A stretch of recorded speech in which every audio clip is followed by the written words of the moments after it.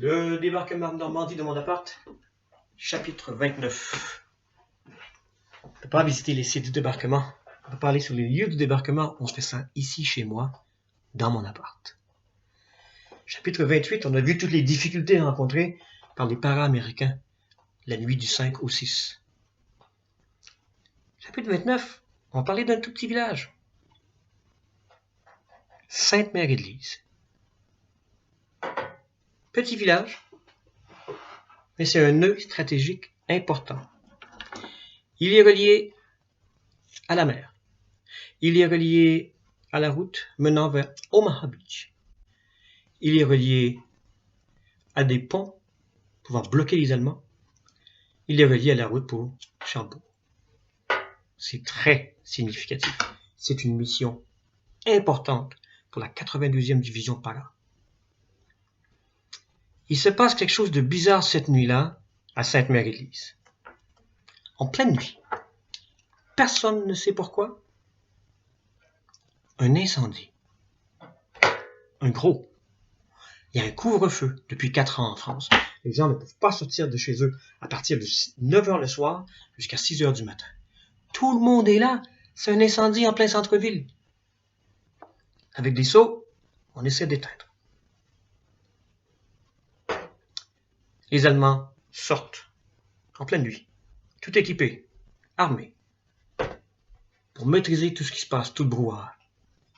C'est le moment exactement où les avions américains arrivent. Il est minuit et demi, c'est le début du débarquement. Les Allemands voient des centaines d'avions passer, des centaines et des centaines de parachutistes sauter. Bien sûr, aucun ne devrait tomber sur la ville. Bien sûr, plusieurs tombent sur la ville. La plupart sont morts avant de toucher le sol. Les Allemands sont là. Les corps sont suspendus aux maisons, aux lampadaires, aux arbres. Et puis, entre autres, il y a John Steele, l'homme d'acier.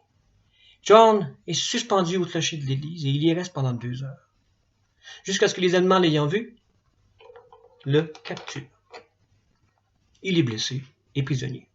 Il le sera pendant 2 jours. Et puis, il s'évade. John va aller se faire soigner en Angleterre. Et puis, il va combattre les Allemands encore. En Hollande, en Belgique, en Allemagne, en Autriche, avant de rentrer chez lui. La nuit avance. On a tous ces 14 000 paratroopers perdus dans la Normandie. Il y en a quand même plusieurs qui commencent à se rassembler. En fait, à 4h30 du matin, on est prêt à attaquer le village. C'est le lieutenant-colonel Krause, un Américain, qui attaque avec 350 hommes. Ses ordres sont clairs et stricts. Aucun coup de fusil. On ne tire pas. C'est une charge entièrement à la baïonnette, avec des grenades. Il y a des raisons pour ça. Dans la nuit, on voit les coups de fusil.